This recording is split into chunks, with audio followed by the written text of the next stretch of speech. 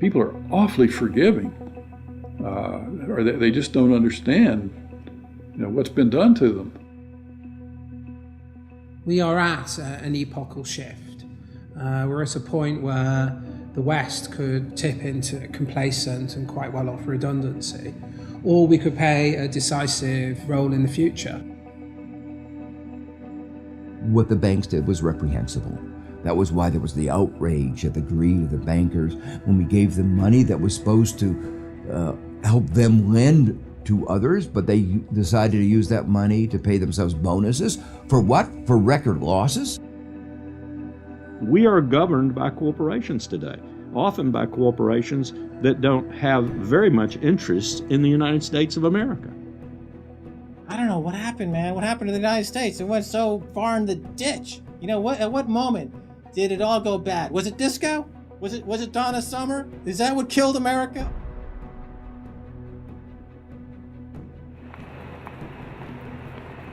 We are entering the age of consequence.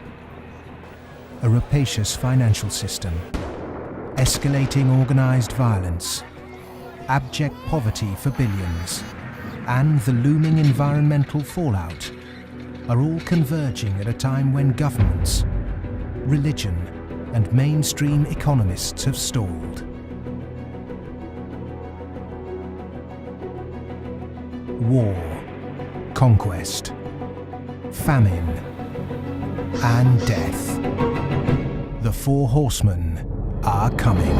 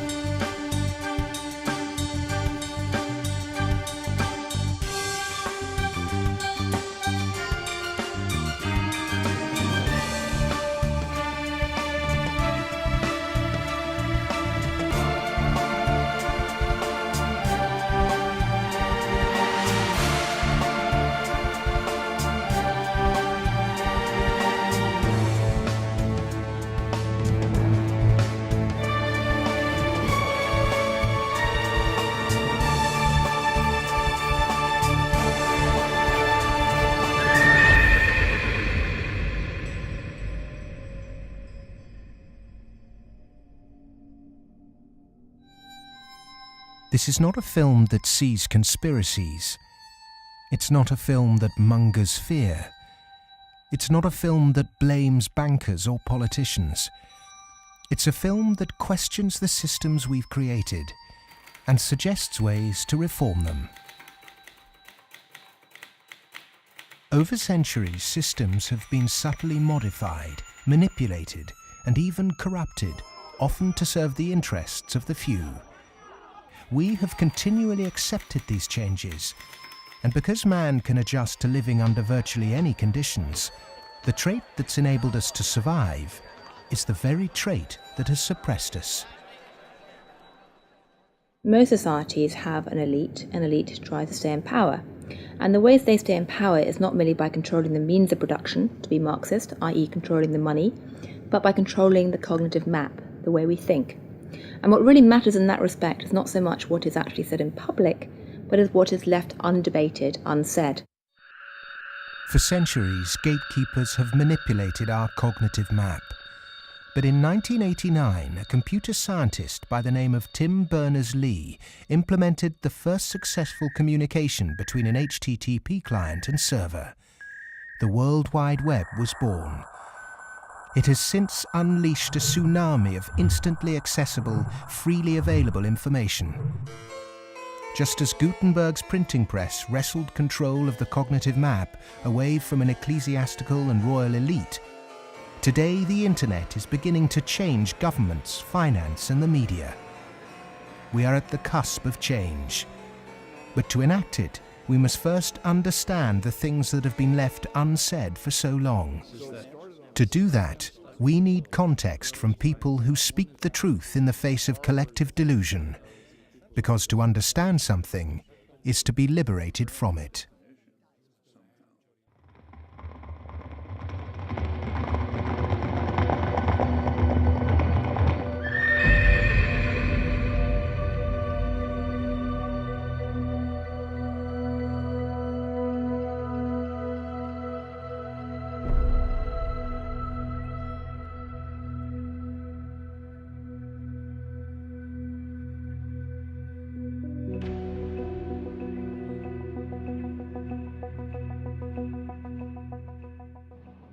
The end of World War II, we had 50% of the world's gross domestic product. We were making 54,000 airplanes a year, 7,000 ships, et cetera, and we were the new Rome. And we recognized it and devised a power management scheme in the 1947 National Security Act to, we thought, manage it. And it worked fairly well during the Cold War. But we haven't done anything since, and I think that's another sign of our inability to grasp the new world, if you will.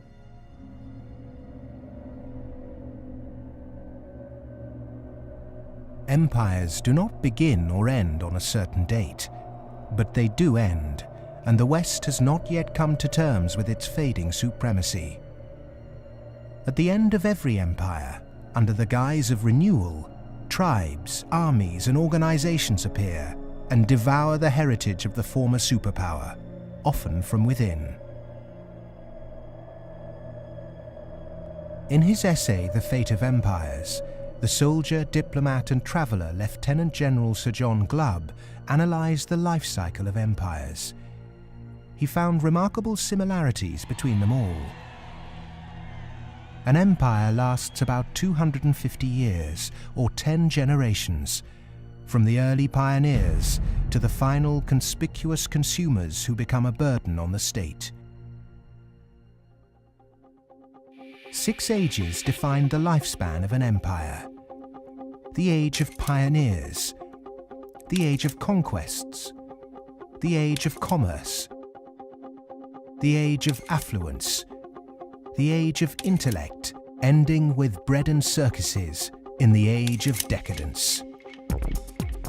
There are common features to every age of decadence. An undisciplined, overextended military, the conspicuous display of wealth,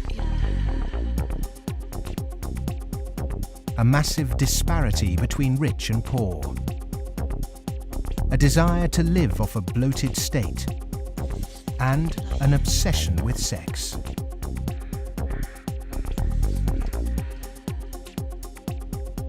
But perhaps the most notorious trait of all is the debasement of the currency.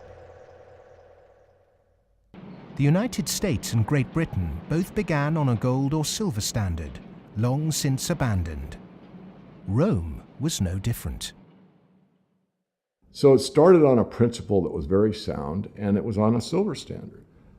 But as it corrupted further and further and further, the Roman denarius got to the point where it was basically a copper coin, and they learned how to plate, and it was washed in silver, and in circulation the plating came off.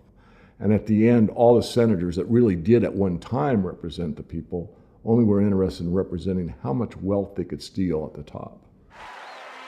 Great empire wealth always dazzles, but beneath the surface, the unbridled desire for money, power, and material possessions means that duty and public service are replaced by leaders and citizens who scramble for the spoils. Historically, all the signs of the demise of empire are beginning to develop. Some are more trenchant than others. This current financial and economic crisis, that sort of thing always accompanies the demise of empire. The people of Rome were constantly being distracted by the gladiatorial events, and the politicians knew that they did this. Whenever there was unrest among the people, they had a huge event going on, and they created a new event with lots and lots of gladiators, and every day we're doing that. That is a common trait of declining empires. And so today in the United States, for example, you find a tremendous emphasis on all kinds of television programs that distract people from what's really going on. Sports is a big part of that, as it was in the gladiator times. In essence, we've been lulled into a lethargy, and we've accepted it.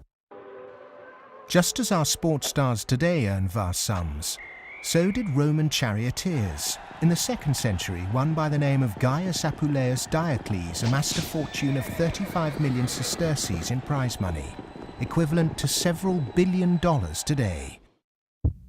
Strangely, perhaps, there's another profession that is disproportionately hallowed as an empire declines. The Romans, the Ottomans, and the Spanish all made celebrities of their chefs. And this again is typifying the end of an empire, where things were so great, we have this last oomph of momentum that we used to be great, and we felt great, and we don't feel it anymore. So everyone is out searching for it. Well, maybe it's in the best food, or the best clothes, or the best music, or the best movies, or a reality TV show, or another magazine. But you can never get enough of what you don't need. What you need is a strong moral conviction that is pervasive throughout the society, and integrity reigns.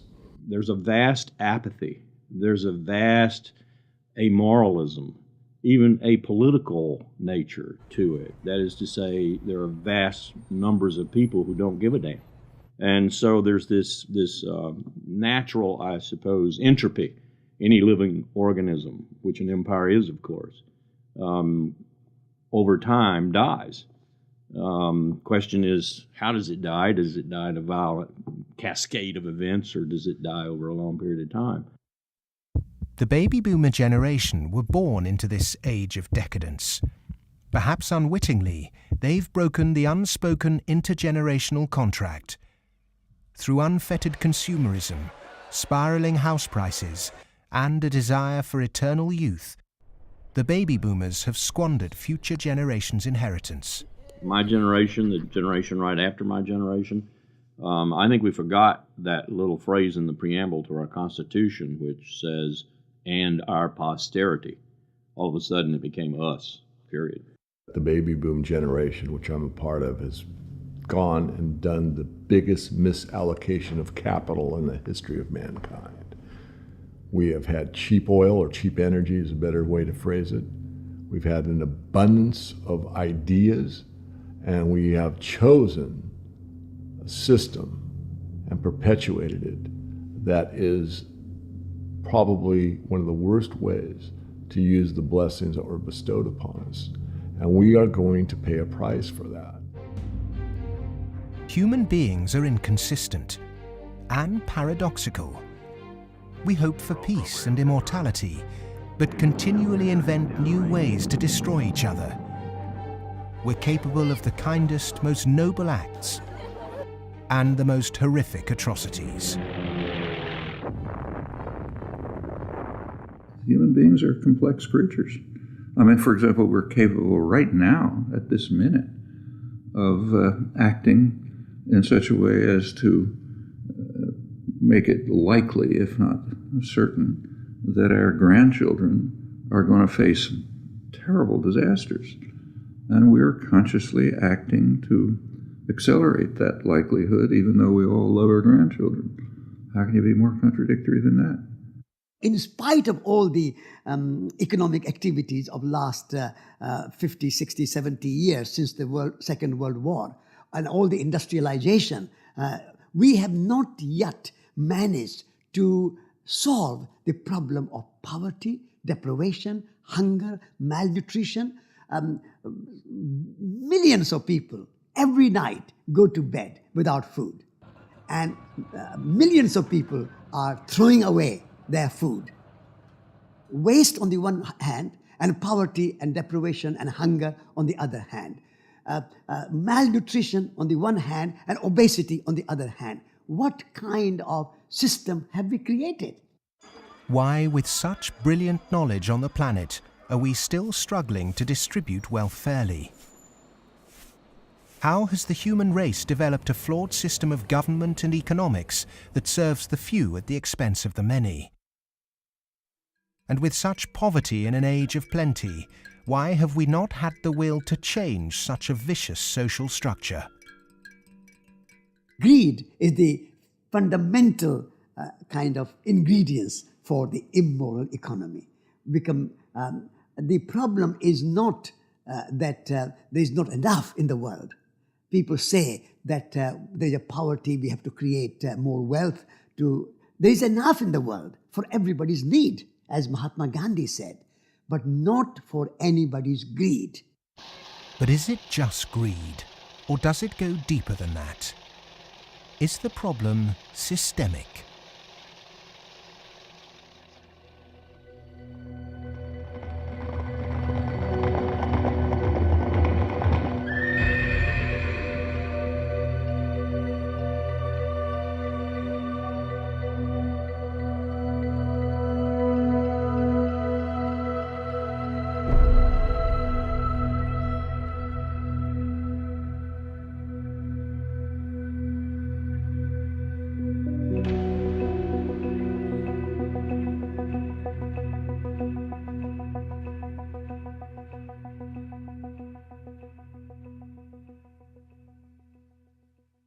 As a civilization, we've obviously had a great run. We've done very well. We had the Industrial Revolution. We survived that. We built a lot of modern military technology. We've survived that so far. We built a banking system, and we're still struggling with that part of it. But we've had a good run. It's kind of like when I was working on Wall Street for 7 years. I had the experience some people would have. Let's say working at a meat processing plant, they become vegetarian. You work on Wall Street and you see how these banks like Goldman, J.P.Morgan, these other banks make money. When you see money, it kind of makes you sick. Well, I think if the people knew what the banking system is up to, as Henry Ford said, there would be a revolution tomorrow morning. The fact is most people think that what a bank does is lend you money that someone else has put in the bank previously. But what a bank actually does, what a commercial bank does, is to create money from nothing and then lend it to you at interest. If I do that, if I manufacture money in my own home, it's called counterfeiting. If an accountant creates money out of nothing in the company accounts, it's called cooking the books. But if a bank does it, it's perfectly legal. And so long as you allow fraud to be legalized, then all kinds of problems are going to pop up in the economic system, which you can't do anything about. Private banks create money out of nothing and lend it at interest. Now, that sounds absurd. When I teach sophomores, about money and banking and how banks, they never believe it. And so you have to go through it again and again. Yes, banks really do create money. They really do. Here's how it happens. And it's absurd, and they're right to doubt that could possibly be what's really going on. But it is. Now, if the banking lobby is very strong, they're going to say, well, we don't want to change the system. We're making so much money out of it. What we have to do is, A, try and convince the people that it's their fault, that their wage claims are too high, and that's why we're having lots of inflation, or people are speculating on housing, and that's why house prices are going up. What they're not going to say is that this is happening because banks are creating money out of nothing and pumping it into the system, and that's why prices are going up. But how is it that we've ended up with a system in which banks have the power to create money? Since 1971, when President Nixon took the United States off what was left of the gold standard, the world has operated under a system of money known as fiat. The dollar, the pound, the euro are all government fiat currencies. Fiat is a Latin word meaning let it be so. It is the law that this government currency be money. Indeed, without that legal enforcement and the fact that we must pay taxes with this money, that dollar bill or that computer digit that represents a dollar would be pretty much meaningless. Only the government has the power to issue fiat money, but banks can create it through lending. Over the last 40 years, since this system of fiat money became the global norm, the supply of money has grown exponentially. In fact, we've seen the greatest growth in the supply of money in history. But who benefits? Of course, those that have the power to issue money, governments and banks. Then, those companies and individuals that get this money early. They can spend it before the prices of the things they want to buy have risen to reflect the new money in circulation. In other words, they get services, products or assets cheap. But prices soon rise. So holders of assets such as houses or shares will then see gains without there necessarily being any improvements to the company or house in question. Often this can lead to speculative bubbles. But what about those at the bottom of the pyramid? Those on fixed wages or incomes, those who live in remote areas, or those with savings? By the time this newly created money has filtered down to them, the prices of the things they want to buy have increased. Their savings buy them less, however, and their wages remain largely unchanged. In some cases, they have to take on debt just to be able to afford the things they were previously able to buy, which means they have to go back to the banks. In reality, this process of creating money only redistributes wealth from the bottom to the top of the pyramid, and thus that ever-increasing gulf between rich and poor gets bigger and bigger and bigger. Well, when you get off the gold standard and you go into a fiat money currency, combined with a fractional reserve banking system, you end up compounding debt faster than you can ever possibly produce to support that debt. So eventually you're going to find yourself back into debt slavery. And that's what's happened in the U.S. For every dollar of GDP, for example, in the U.S., it also creates something like $5.50 worth of debt, because this is what happens when our economy flips over and basically capsizes. And of course, the government solution now to address all the problems is basically to create more debt. You can never get enough of a currency that doesn't work. You can print it till kingdom comes, but you can't print wealth, and you can't get yourself out of debt by making more debt. If you could print wealth, Zimbabwe would be the largest, most prosperous country on the planet. We all know it doesn't work. Of the money in the world today, 97% of it is debt. The French philosopher Voltaire once said, "All paper money eventually returns to its intrinsic value, zero." For 3 generations, the world watched the fight between capitalism and communism. But in the 1980s, the Russian economy started to collapse. The Soviet Union capitulated, and so-called capitalism reigned supreme.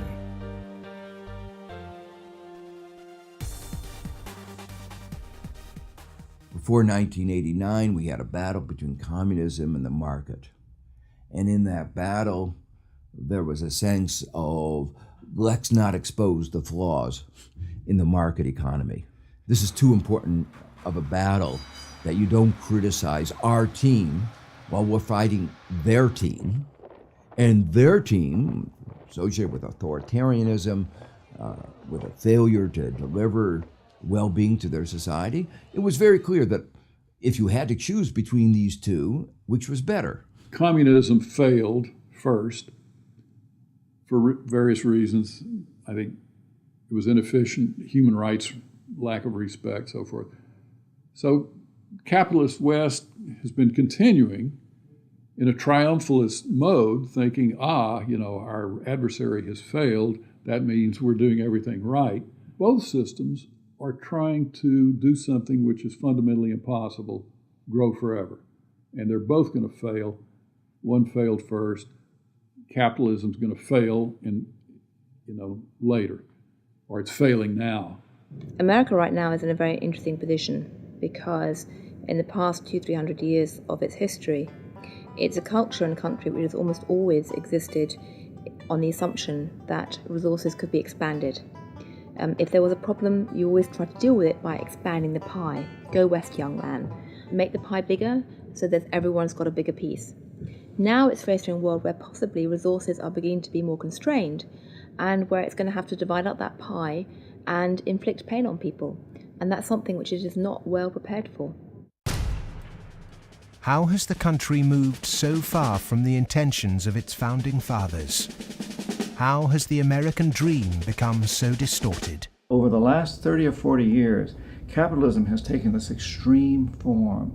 And a lot of it goes back to the economist Milton Friedman from the Chicago School and Ronald Reagan and Margaret Thatcher and others buying into these policies that really encourage people to take on huge amounts of debt, encourage privatization, smaller government supposedly, although bigger military, so actually the government spending goes up. deregulation, getting rid of rules that govern the people who run our institutions, especially our corporations. It's as though we suddenly are supposed to believe that the human beings who sit at the top of corporations don't need to be regulated. They're some sort of gods. Milton Friedman, his protégés the Chicago Boys, and the neoclassical ideology beat the classical approach to economics and became the framework for what we today call capitalism. There are two main competing economic approaches which determine how we humans manage the world and distribute wealth. These are the classical and neoclassical schools. The classical school favours less government interference, more personal autonomy, and recognises that humans cannot function without natural resources. The neoclassical school, which has a more dismissive view of natural resources, thinks government should rule the economy, solve social problems, and leave the free market to look after the distribution of wealth. The neoclassical school emerged around 100 years ago due to vested interests' desire to protect their assets. This meant that neoclassical mathematical models and assumptions were divorced from reality. They're based on what ought to be, instead of the classical models which are based on what actually is. It's these neoclassical models, which favour large corporations, that have been used to legitimise the financialisation of the global economy. Championed by Ronald Reagan and Margaret Thatcher, neoclassical economics still dominates policy-making today. The Reagan Revolution, as we call it in the United States, obviously the Reagan-Thatcher Revolution, if you think about it more globally, was a big change in power structure and a big transfer of opportunity and wealth. Now, it's not that the poor gave it to the rich. It was a transfer within the well-to-do, so that the financial sector in particular, in the United States, for example, but also in the UK and some other places, became vastly more profitable, and wages in that sector went up a lot. I mean, we focus on bonuses, but it's also base salaries went up a lot, overall compensation. So there's a transfer from the non-financial part of the economy to the financial part of the economy that actually is unprecedented as far as we can see in any of the available data to us. And I'm talking about all of recorded human history. In 1932, in the aftermath of America's great stock market crash, a piece of legislation was passed to protect society. The Glass-Steagall Act was introduced to separate ordinary high street banking from investment banking. 67 years later, in 1999, under the influence of Treasury Secretary Larry Summers and his predecessor Robert Rubin, President Bill Clinton repealed the Glass-Steagall Act. Once again, banks could take ordinary depositors' money and speculate with it on virtually anything they liked.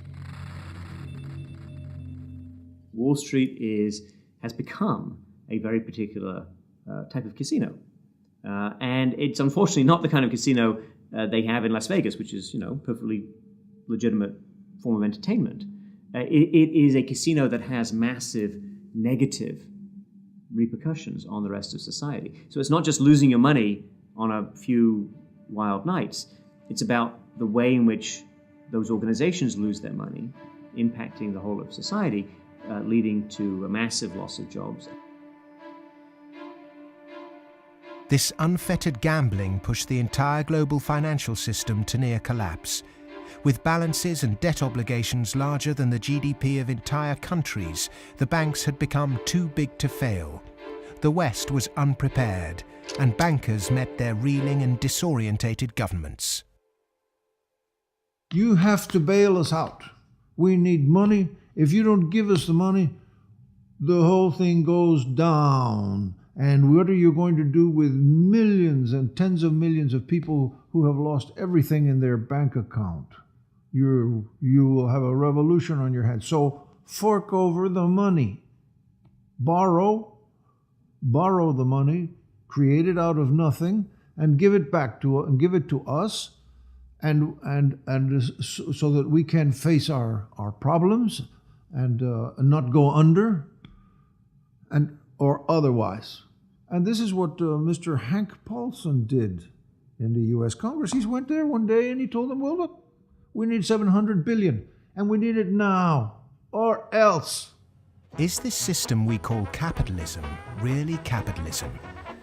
In a capitalist system, government is supposed to be small. But today the state is more bloated and invasive than it's ever been. Individuals and companies are supposed to operate in a free market. Good enterprise is rewarded with profit and flawed enterprise with failure. But during the 2008 banking crisis, the people saw the Western economic system divided in a way they were told could never happen. Socialism for the rich, capitalism for the poor. And in America, for example, the banks that got in trouble got bailed out by the government. That's socialism. And people are arguing against socialism in America, and yet it's probably the most socialist country in the world right now. We have a system which isn't even a proper capitalist system. Rich people make mistakes that they don't get punished. Poor people make mistakes that they get punished. Yeah? Or even worse, that they don't make any mistake and they are forced to pay for the mistakes of the rich. When the taxpayer is footing the bill for the misplaced speculation of bankers, then suddenly, instead of the economy serving the human being is now in perpetual service to amoral financial organizations.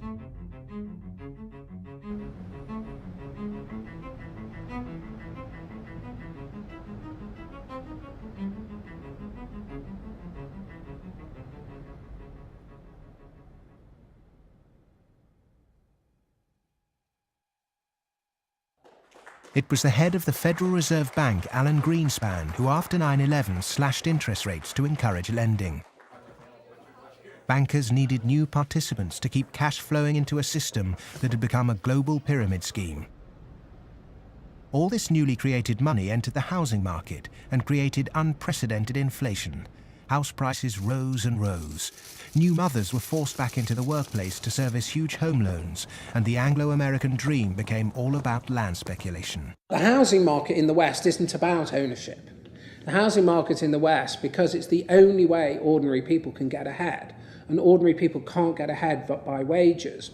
What we've created is a mass bubble economics around housing. As that sucks in a huge amount of capital, takes capital for genuine innovations in the economy, and puts it into a speculative use that has no genuine productive outcome. It's interesting, if you talk to people in Germany, for example, they don't see a connection between owning a piece of property and being inclined towards being democratic. There's lots of people who rent their housing there, and they're perfectly comfortable with that arrangement. But it is true that in somewhat different contexts, both Mr. Reagan and Mrs. Thatcher pushed for more people to own housing.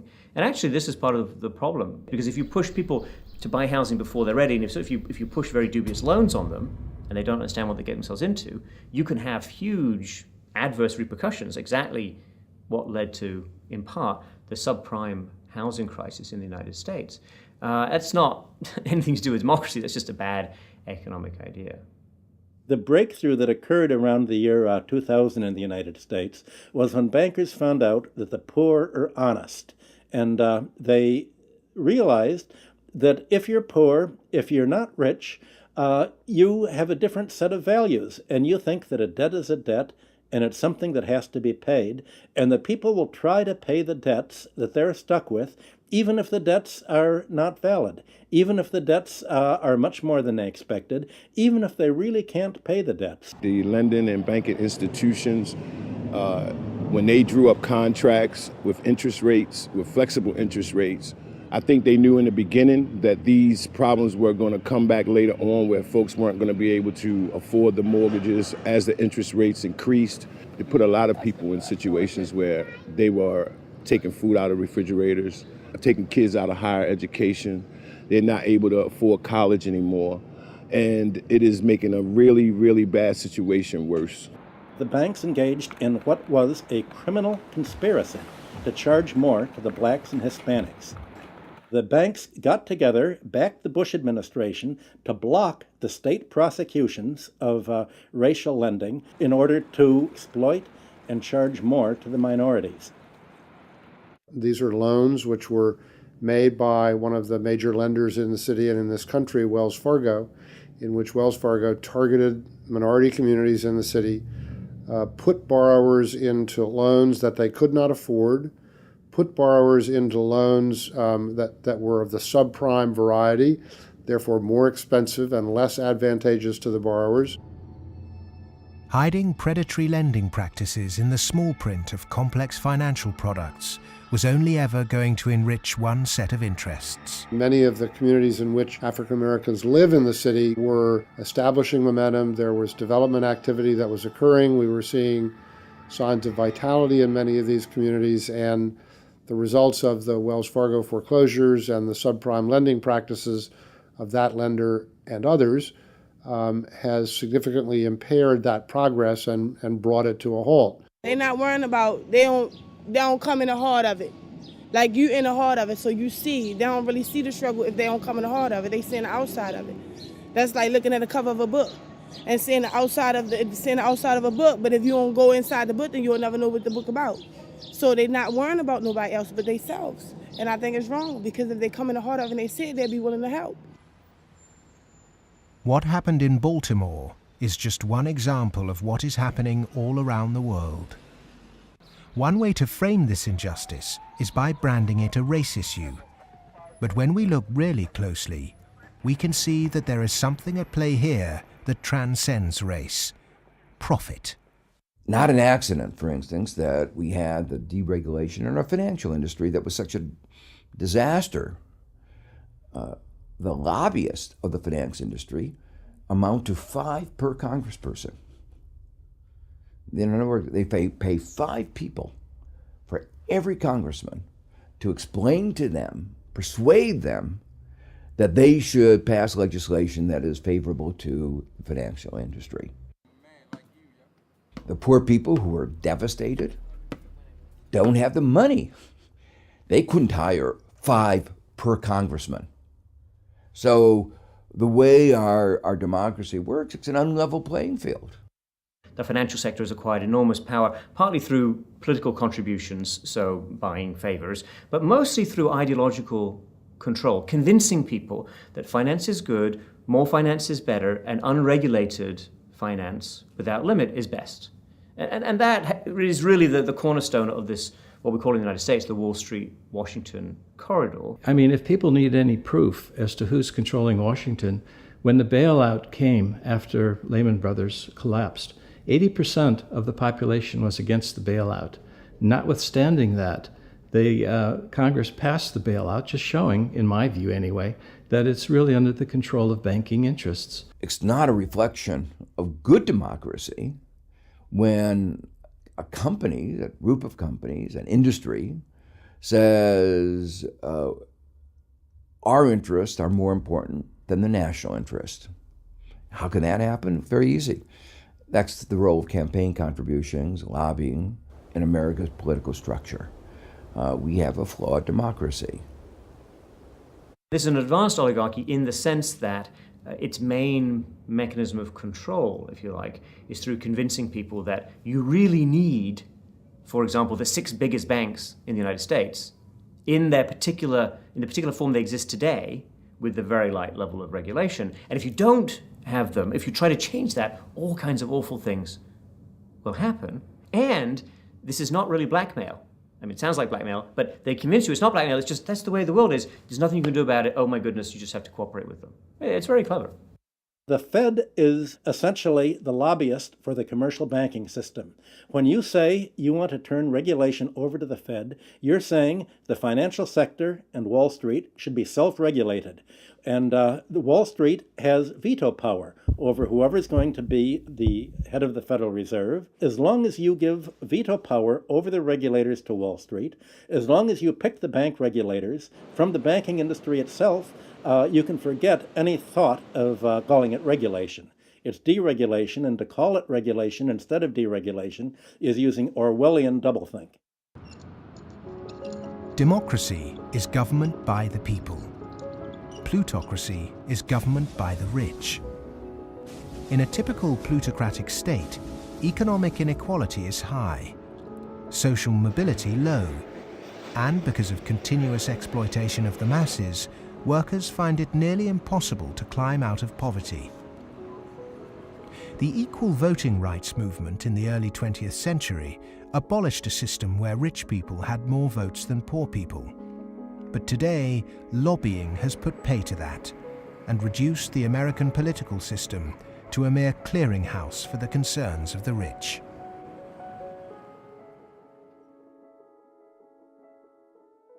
The Goldman Sachs machine is one of using profits to buy influence in Washington to change laws to make it easier to make money on Wall Street to be used to buy influence in Washington.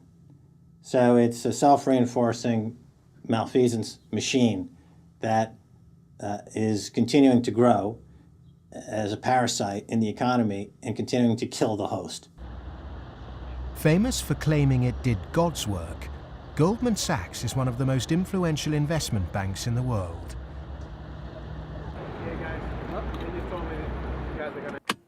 Its alumni often occupy positions of great influence in governments and central banks. In September 2008, barely a month before the stock market crash, Goldman, supposedly a pillar of the free market, changed its banking status from investment to commercial. This meant it was now eligible for state protection. Socialism for the rich, right there. Goldman Sachs are extremely efficient at what they do. Their task is to make money. They make bank robbers like Willie Sutton look like modest amateurs. They're huge bank robbers, but it's legal. The system is set up so that they can do it. In the recent years, they've been selling securities put together from mortgages that they knew were worthless. So they're selling these things to unwitting consumers, making a ton of money on it.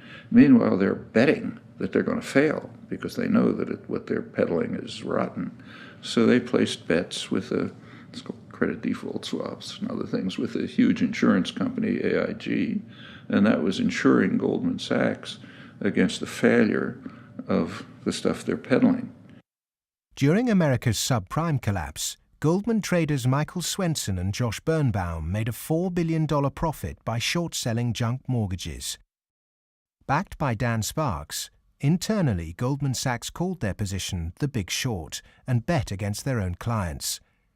Senator Carl Levin called Goldman Sachs chief executive Lloyd Blankfein to a Senate subcommittee to testify under oath. Much has been said about the supposedly massive short Goldman Sachs had on the U.S. housing market. The fact is, we were not consistently or significantly net short the market in residential mortgage-related products in 2007 and 2008. We didn't have a massive short against the housing market, and we certainly did not bet against our clients. Riding the Big Short in 2007 made billions of dollars for Goldman. And so far, they've got away scot-free with this massive heist. So they're now back bigger than before, richer than before, biggest profits they've had in history, huge bonuses. They're doing great. A lot of what they're doing has, in fact, probably maybe all of it, has almost nothing to do with the benefit of the economy. Can there be any objection to genuinely talented people earning big money if they bring something new and tangible to the world?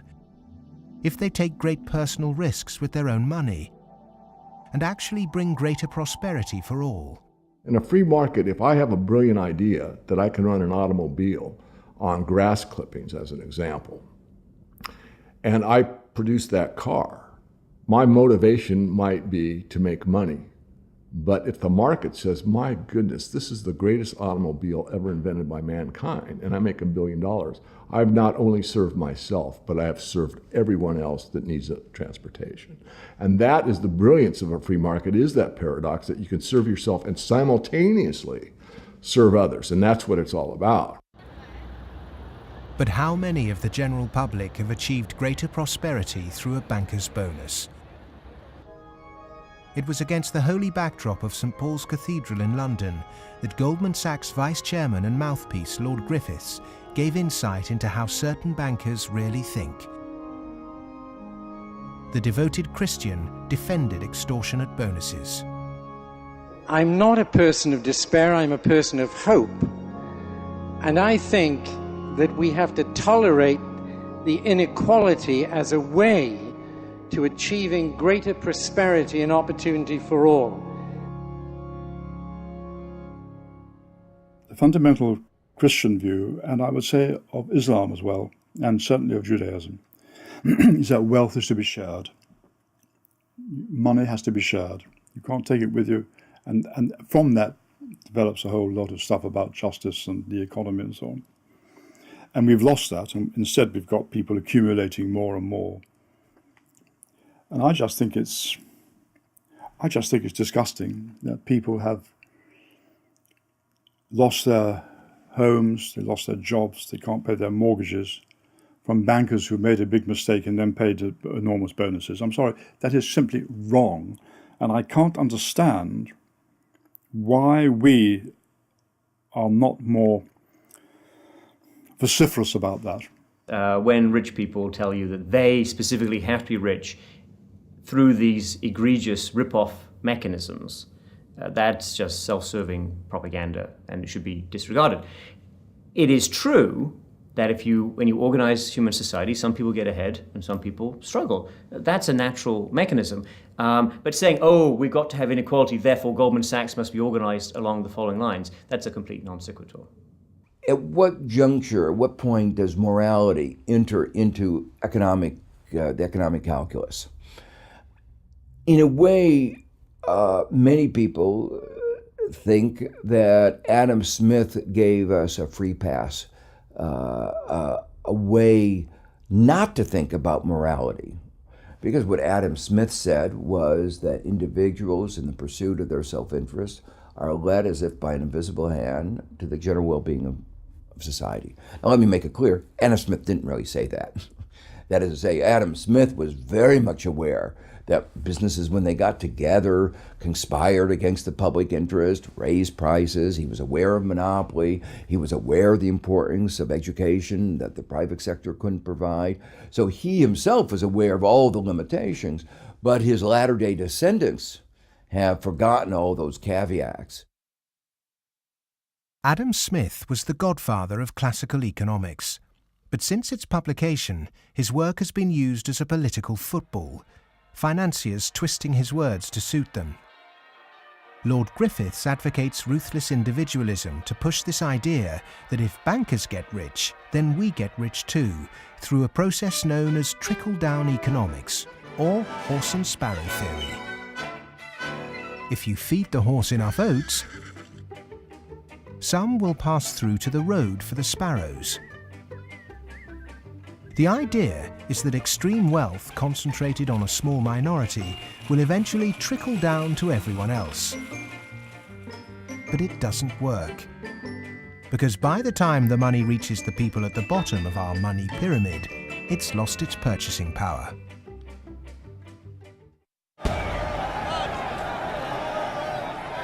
But the public are now confused as to why our political leaders have allowed this to happen, and quite naturally now ask why. Because our political processes are badly flawed. They're badly flawed because of the dependence on lobbyists, on campaign contributions. So that's why, my view, and a view I think of a lot of people, is that we have to restructure our political processes to give more voice to the ordinary citizen and less voice to the interest group, to the moneyed groups, to those who have taken such a large role in shaping our tax code, our regulatory regulations, and so forth.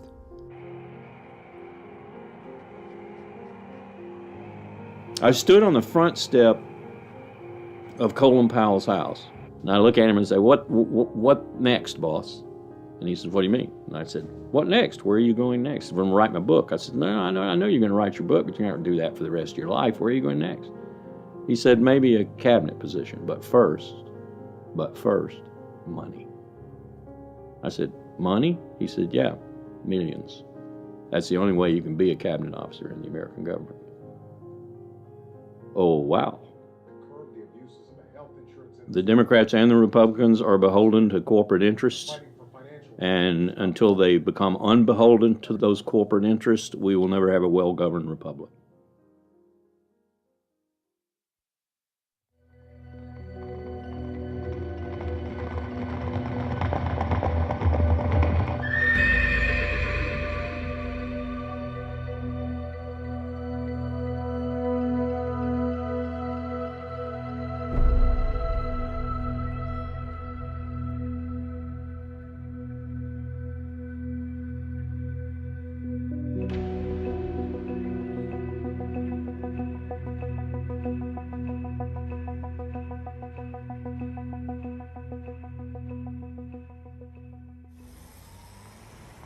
The inherent iniquity in our system of money, banking and politics has not just had consequences domestically, but also on a massive scale globally.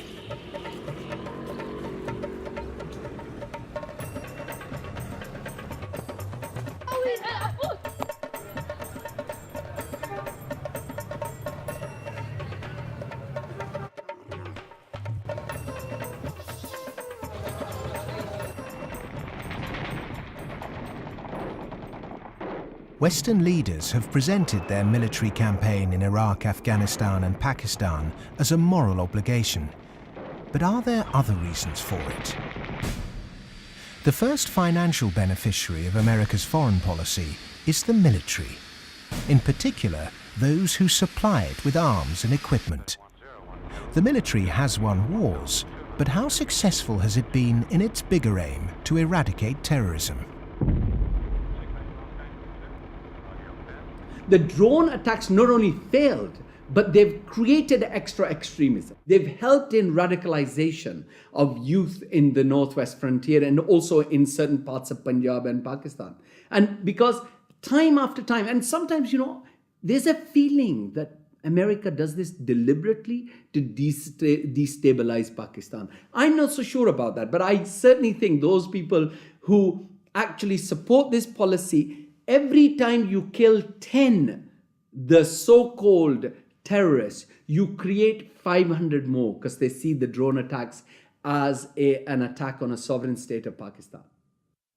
If they really wanted to flush them out, there was no need for a huge military operation in Swat, causing the entire district to become internally displaced persons.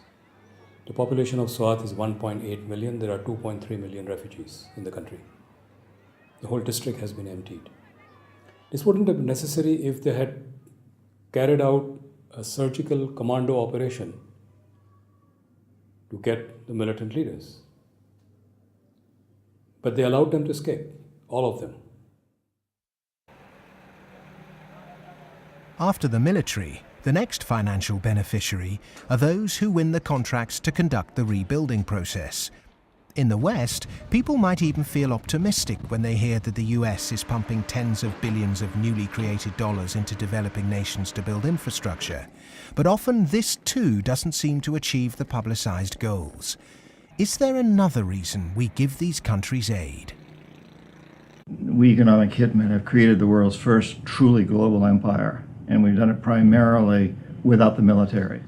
We work many different ways, but perhaps the most common is that we'll take a third world country that has resources our corporations covet, like oil, and then arrange a huge loan to that country from the World Bank or one of its sister organizations. However, the money never actually goes to the country. Instead, it goes to our own corporations to build infrastructure projects in that country, power plants, highways, industrial parks, things that benefit a few wealthy families in that country as well as our corporations, but don't help the majority of the people at all. They're too poor to buy electricity or drive cars on the highways. They don't have the skills to get jobs in industrial parks, but they're left holding a huge debt. Infrastructure which has used heavy loans from the World Bank and IMF and made from grants from Western countries, they've all gone into benefiting the elite and the feudal classes. They have not benefited the people.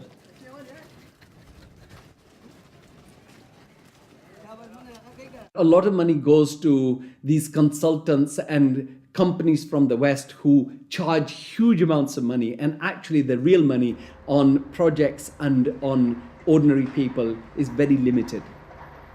The masses have very little already. So those landlords who have the infrastructure and who are going to make money because of the infrastructure that is built through their roads, they will prosper.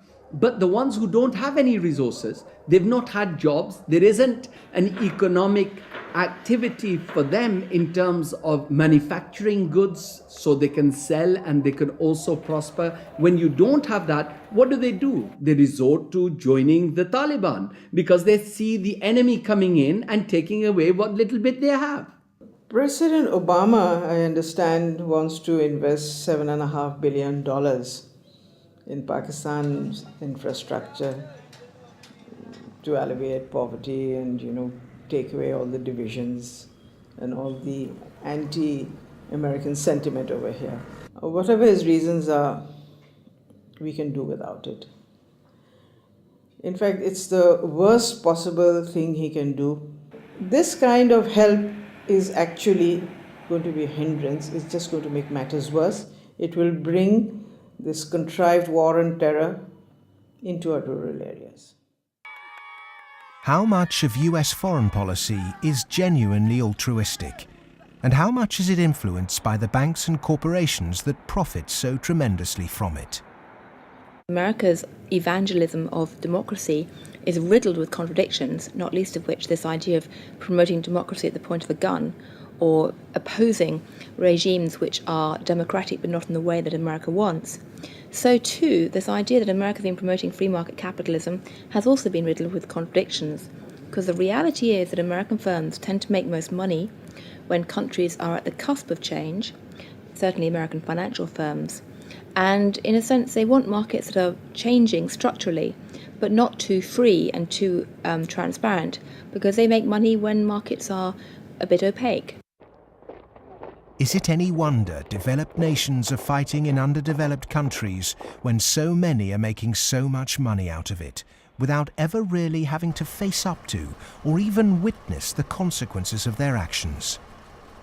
So what if 5 million kids died in Africa because of debt last year? I got a bonus of £1 million, and if I have that conversation, I've had it with some bankers who've been in the business a long time, and they listen politely, very polite, very charming, and at the end they say, "Well, Tariq, it's lovely meeting you again," and they go back to the office and do another loan deal for Tanzania or something. I've known a lot of terrorists, quote unquote. I've met them, I've interviewed them for books, I've known them since I was an economic hip, and I've never met one who wanted to be a terrorist. They all want to be with their families back on the farm. They're driven to terrorism because they've lost the farm. It's been inundated with water from a hydroelectric project or with oil from oil derricks. Their farm's been destroyed. They can't make a living for their kids. Or in the case of the Somali pirates, their fishing waters have been destroyed. And that's why they've turned to this. It isn't because they want to be pirates or terrorists. Now, there may be a few crazy people. There are a few crazy people with their nuts loose. There'll always be serial killers. There'll always be crazy people. Maybe Osama bin Laden's one of them. But they do not get a following unless there's a terrible injustice going on. And people are starving and they're deprived. And then they will follow these crazy people because they seem to offer an alternative. If we want to do away with terrorism, if we want to have what we in the United States call homeland security, we've got to recognize that the whole planet is our homeland. What does the word terrorist actually mean? Many terrorists would sooner describe themselves as freedom fighters. Could it be that the charge of terrorism could just as easily be made against Western corporations, speculators, and policymakers? When we talk about terrorism, it means what they do to us, not what we do to them. And what they do to us can be pretty ugly, although it's not even a fraction of what we do to them. I mean, take, say, 9/11. That was a pretty serious act of terrorism, maybe the worst single act of terrorism in history. But it could have been worse. I mean, suppose, for example, that Al-Qaeda had bombed Washington, bombed the White House. It killed the president, installed a harsh military dictatorship, brought in a bunch of economists who drove the economy into its worst disaster in history. Well, that would have been worse than 9/11. And I'm not making it up. It happened. What's called the first 9/11 in South America, namely in Chile. On the 11th of September 1973, the democratically elected Chilean president Salvador Allende was overthrown in a coup. A dictatorship under Augusto Pinochet was established that ruled Chile until 1990. There was the systematic suppression of all political dissidents. Thousands were imprisoned and murdered. Who was involved in that first 9/11? It's not hard to find them. Right in Washington and London and so on. But that's off the agenda. That doesn't count. There's a principle of ideology that we must never look at our own crimes. We should, on the other hand, exult in the crimes of others and in our own nobility in opposing them. The root causes of so-called terrorism will not be solved by increasing economic inequality. If governments really are serious about combating terrorism, then they must start with real structural reform back home. As long as banking empires chase infrastructure and debt deals in pursuit of profit, the West will continue to export injustice through finance. Millions more will be displaced. Terrorism will thrive, and neo-colonialism will continue to end more and more lives around the world.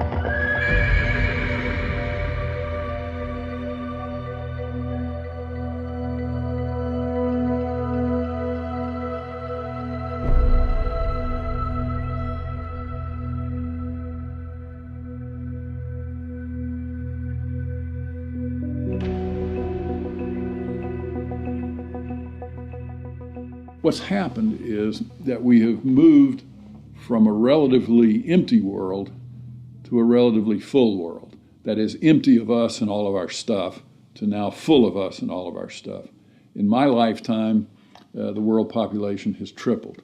And the populations of other things, of cars, houses, boats, all these other things that put a load on the environment too, just like human bodies, those have vastly more than tripled. So the world is very, very full of what we might call man-made capital.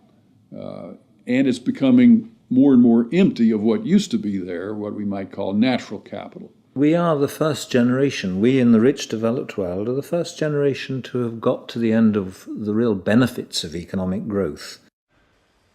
For hundreds of years, the best way of raising the real quality of human life has been to raise material living standards.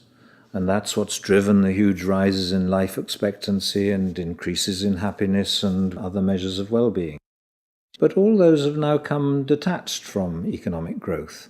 And although life expectancy continues to rise in the rich world, it's no longer related to the amount of economic growth a country has at all. And the same is true of measures of happiness and measures of well-being.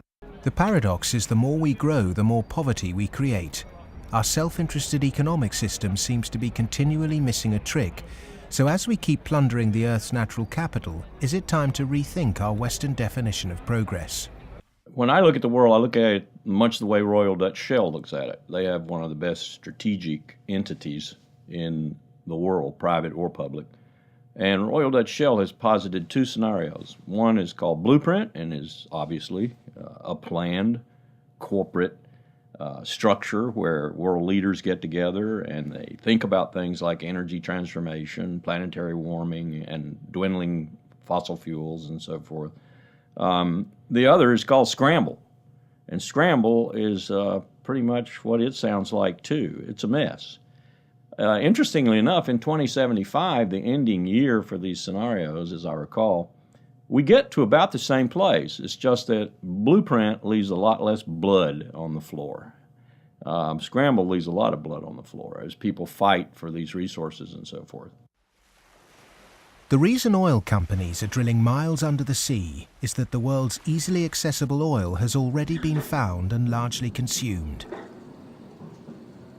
Not only are oil supplies dwindling, major new metals discoveries are becoming increasingly rare.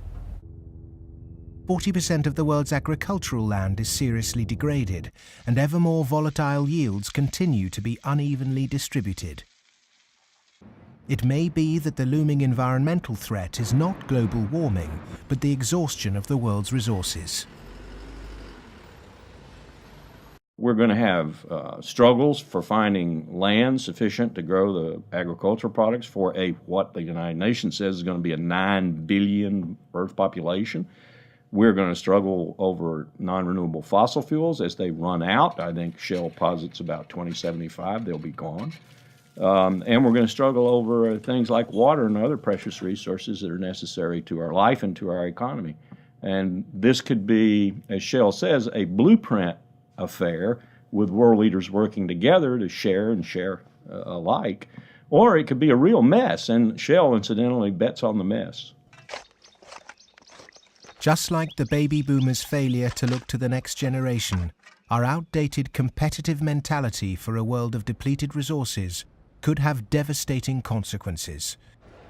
Our economic setup encourages one-upmanship, competition and comparison, whereas the progress humans have made over millennia has been largely based on cooperation.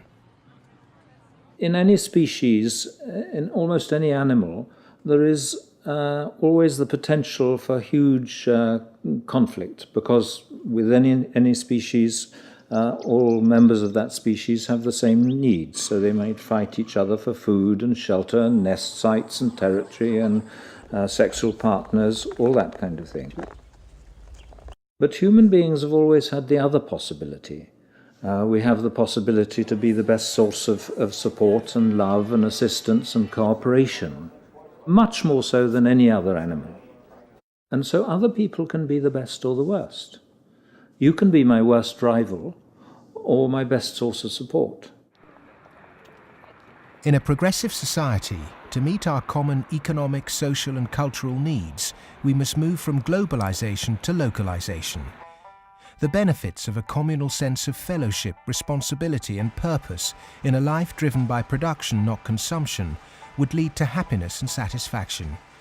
Indeed, we must ask, have our modern consumerist lifestyles made us happy? I think if one had been living in the 19th century and somebody had told you that 100 years later people were going to be living in this extraordinary wealth and comfort, with central heating and being able to throw away such a high proportion of our food as we do, we'd imagine that we'd be living in a state of extraordinary social harmony and everything would be rosy. And it's really quite remarkable, the contrast between, if you like, the material success of our societies and the social failure. The growth economy demands that we make consumption a way of life. He who dies with the most toys became the ambition, and retail replaced spiritual satisfaction. Unsurprisingly, sales of antidepressants skyrocketed. The fact is that the world economy over the last few years, a good share of my lifetime, has been built either on the military or on producing items that most people don't need and really don't even want when you come right down to it, but we all got to have them. Consumerism is driven by our extraordinarily social nature, that we want to have the stuff so we look good in other people's eyes. It's because I experience myself through other people's eyes, the feelings of shame and embarrassment or pride and maybe feeling envied, all those things. So, the goods are just a way of, if you like, mediating the relationship between yourself and others in this extraordinarily alienated hierarchy. What's really suffered is human relationships, family life, the things that really matter to us. And in the end, the only thing that makes human beings happy isn't money. It's very clear that past a certain level, you only get marginal gains from wealth. What really makes us happy is other people. It's our relationship with other people that's really been damaged by the last 30 years. We trust them less, we have less interaction with them, we bond less than ever before, we marry less and marriages are under more threat than ever before. And all the associations that represent sort of permanent, unconditioned human affection are being eroded or damaged. And that's the real legacy of the last 30 years. And in some sense, we've got to recover and rehumanize our lives. Otherwise, not only will they be nasty, brutish and short, but they'll be lonely. The West is coming to the realization that its human project is failing. The West was so convinced that if you push people to achieve as individuals, the accumulated achievement of individuals would make for a successful society. And what the West is now beginning to realize is that the individual achievement without incorporating the vulnerable community is a myth. The idea was make your own life, be individually aspiring, and then you'll be individually achieving, and then you'll be individually prosperous, and then you'll be individually happy. You end up doing that in a glass jar. And the glass jar has a limited height, and it's encapsulating, and in the end, you die of lack of oxygen. Human beings are alive because they seek attachment and because they're propelled by affection. So the isolated, achieving individual in the end implodes. In order to find a purpose in life, it has to be outside yourself. It matters not how you construct it outside yourself, as long as it's a positive value added to society pursued. But it has to be outside yourself. It can't be yourself. If you're pursuing yourself, you're pursuing the abyss, as Nietzsche said. You are going to wind up in the abyss.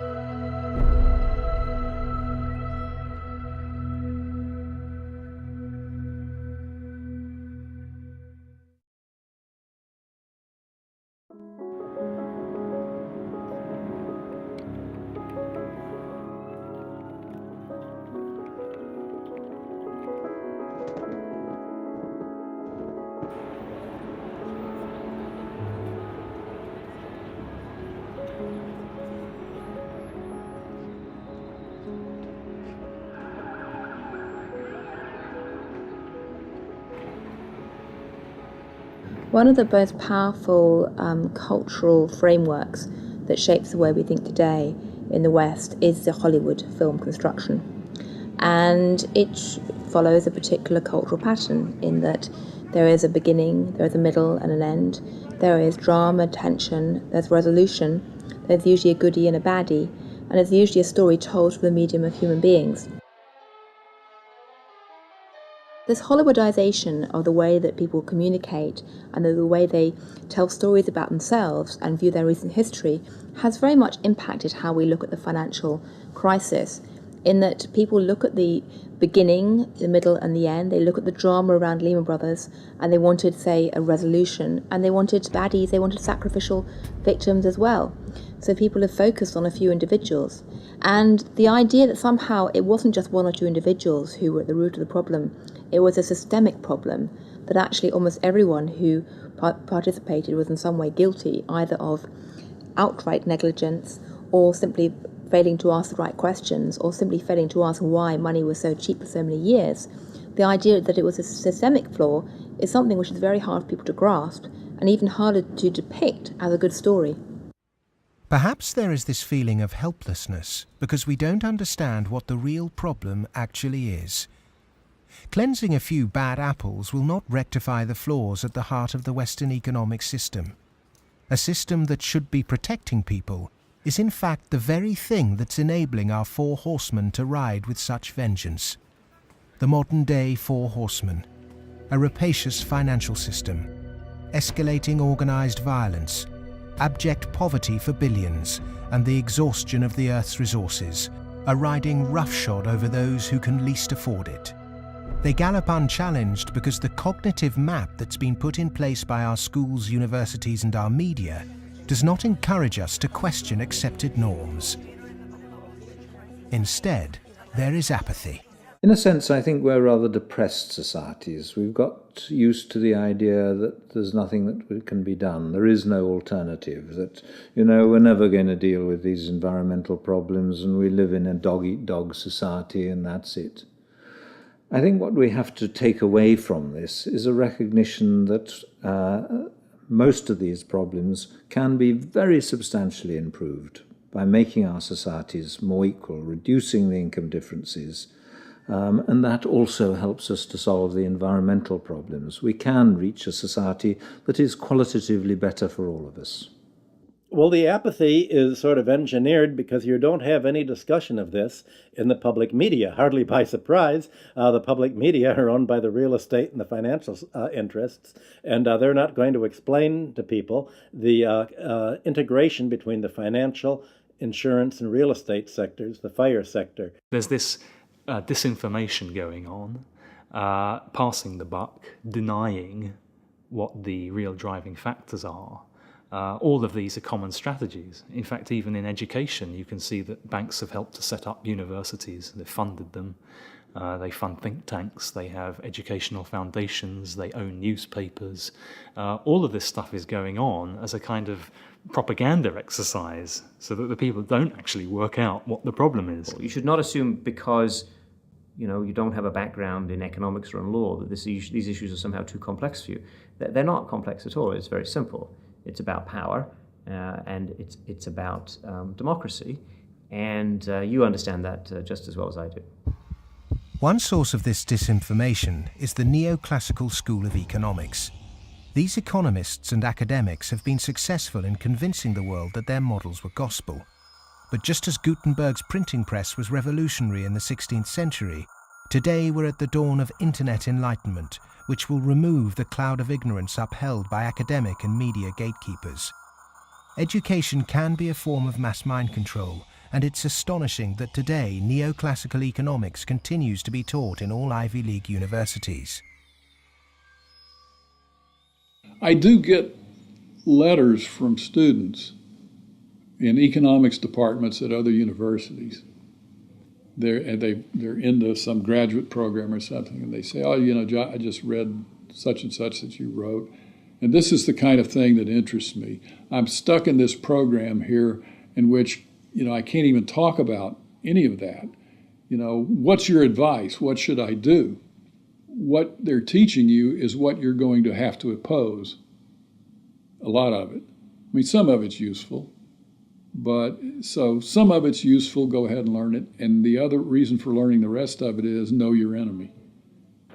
An individual might not be able to change the system, but they can change themselves. If we're not offered proper education, we must begin our own. And a good place to start is to become reacquainted with the classical economists, and with something that so few question, but that affects us all, our system of money. If the monetary system of the world is not reformed, then we are headed towards the end of industrial civilization. I won't say that we're going to the end of humanity, but it's just going to be an absolute collapse of our world as we have known it, because it cannot function on fiat money. And none of those who are responsible for this want to admit it, but that is the fact. The fiat system of money is a man-made law, and it's been abused. Is there a form of money whose law is not set by man? When you look at natural law and gold, I sort of describe gold as being a natural form of money. All of the gold that's been mined throughout history still exists in its above-ground stock. About the size of 2.5 Olympic swimming pools if you put all that gold together in one place. And the key is that this above ground stock of gold grows by about 1 3/4% per annum, which is approximately equal to New World population growth, and is approximately equal to new wealth creation. So as the net result of this is that you have this very good consistency in gold's purchasing power over long periods of time, because the supply-demand equation is very much in balance. To achieve human liberty, you really need to have sound money, and gold is the only way to do that, because only gold is outside of the control of politicians. With modern man-made monetary processes, a chronic excess of debt has built up at every level of society. Debt is now regarded as normal. It isn't. It's a form of slavery. But how much do we question our debt? And what should we now do about it? The classic example, most recently, of a debt cancellation was the German economic miracle in 1947. The Allies canceled all domestic and international German debts, except for the debts that employers owed their employees for the previous few weeks, and except for a basic working balance that everybody was able to keep in the bank in order to buy food for the next few weeks or so. Essentially, you would follow the 5 or 6 pages that the currency reform of 1947 did in Germany. You would start with a clean slate. That means that everybody would own their property free and clear. And the problem here is that you'd wipe off the savings that are the counterparts of that. That actually would not be such a bad thing if you look at the fact that the wealthiest 1% of Americans have concentrated an enormous amount of wealth in their own hands, more than at any earlier time since statistics have been kept. Our system of taxation also needs addressing. Currently, we're taxed on what we produce. Perhaps it would be more progressive to tax what we consume. How many American people realize that the Founding Fathers never intended Americans to be taxed on their labor? In other words, they weren't meant to pay income tax. The tax system that was exported from Britain, a relic of colonialism, has duped the world. The most important element of a tax system is to do what everybody expected to be done in the 19th century, and that is to base the tax system on land taxation, on the free lunch of land value, and on what John Stuart Mill called the unearned increment, the income that landlords made in their sleep, as he put it. Who made oil in the ground, coal or iron ore? These are things which are not the products of human effort. Of course, extracting them is, but their existence is not. And so the rents from natural resources are a wonderful source of taxation. Nobody made them, and when you do tax them, you cause all of us to use them more efficiently. So this seems like really the excellent thing to tax, rather than labor and capital. If the governments used this land site value that's supplied by nature, not by human labor, not by personal enterprise, then the government would not have to tax wages in the form of income tax. It wouldn't have to imply sales tax that add to the price of doing business, and it wouldn't have to add the proliferation of business taxes. This tax system, advocated by all the classical economists, would begin to address global poverty, as it would allow citizens in developing countries to keep their resource wealth. In developed countries, it would begin to address our housing and debt crisis and unleash the kind of entrepreneurship needed to refloat our economies. Perhaps we should also resurrect another timeless principle for workers that was promoted during the Industrial Revolution. Well, the idea that people who work in a plant ought to own it is just deeply built into working class culture. So right around here at the early Industrial Revolution in the late 19th century, working people simply took for granted that, yes, of course, the workers should own the mills in which they work. Anything else is an attack on our fundamental rights as free citizens. They also took for granted that wage labor is hardly different from slavery. It's different only because it's temporary, and then you can be free. One of the ways you can be free is by owning your own plants. That was not an exotic view. That was Abraham Lincoln's view. In fact, it was a principle of the Republican Party in the late 19th century. It's taken a lot of effort to drive those ideas out of people's heads, but they're still there, and they are very relevant. It was the Greek philosopher Plato who said the ratio of earnings between highest and lowest paid employee in any organization should be no more than 6-to-1. In 1923, banker J.P.Morgan declared no more than 20-to-1 was optimum. Yet today's salary difference between top and bottom earners in global corporations can be higher than 500 or 1,000-to-1. When you're up in the range of 500-to-1 inequality, the rich and the poor become almost different species, no longer members of the same community. commonality of interest is lost. And so it's difficult to form community and to have good, friendly relationships across class differences that are that large. When the public do vent their outrage at inappropriate earnings, the common defence is to move the debate to the psychological realm and quote mercurial British economist Herbert Spencer. He coined the phrase survival of the fittest, and his words are now used to justify excess. Competition in business is a good thing, but the playing field must be level. Monopolists have too much because the system they game is rigged. Under the current economic setup, the fitness of the vast majority of the world's population is irrelevant. Those that are made to pay for this crisis are not those that caused it.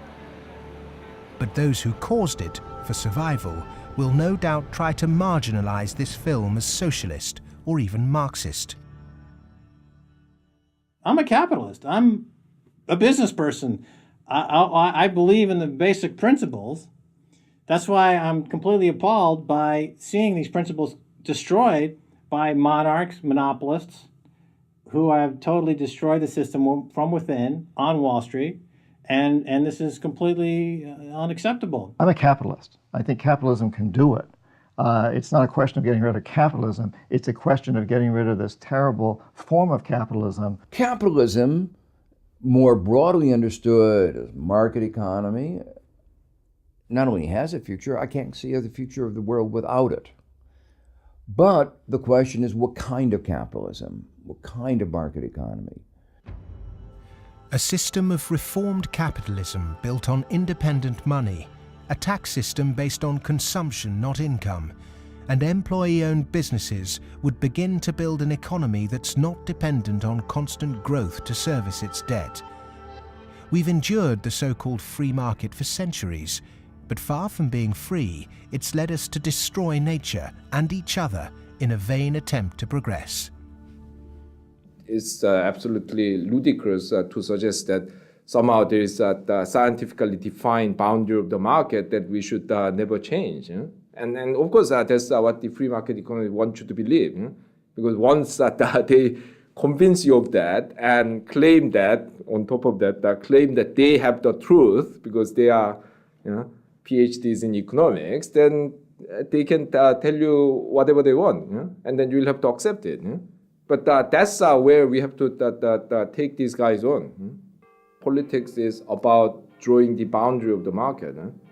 When you think about it, a lot of things have been taken out of the market over the last 2-3 centuries.